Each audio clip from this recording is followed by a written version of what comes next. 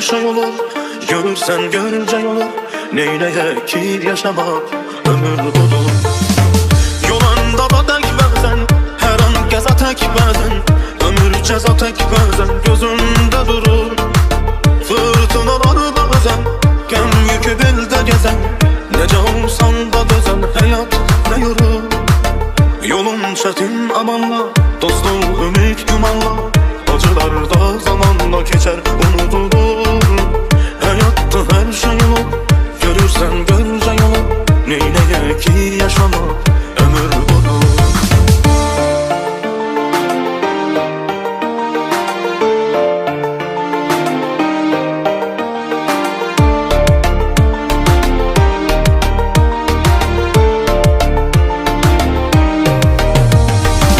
Can gidir ilde ayda, çekmekten gem ne fayda. Bulanan çeşme çayda akar durulur. Çıkan gün yalan yağış, bu dünyaya her bakış. Ömür halı tek bakış, her an vurulur.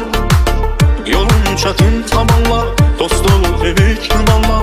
Acılar da zamanla geçer, unutulur. Hayatta her şey olur. Görürsen görce yolu. Kalbin acılardan da bir mena bul. Bazen kalbine dolur, ruhun bir gül tek solur. İnsana bir teselli gerek olur. Tapılır rahat huzur, gem olur ömrü duzur. İbretlerden durulan yüreği olur. Hayatta her şey olur. Görürsen görce olur. Neyleye ki yaşamak ömür budur. Yolanda da tek bazen, her an geze tek bazen. Ömür ceza tek bazen, gözünde durur. Fırtınalar bazen, gem yükü bilde gezen. Nece olsan da dözen, hayat ne yorur.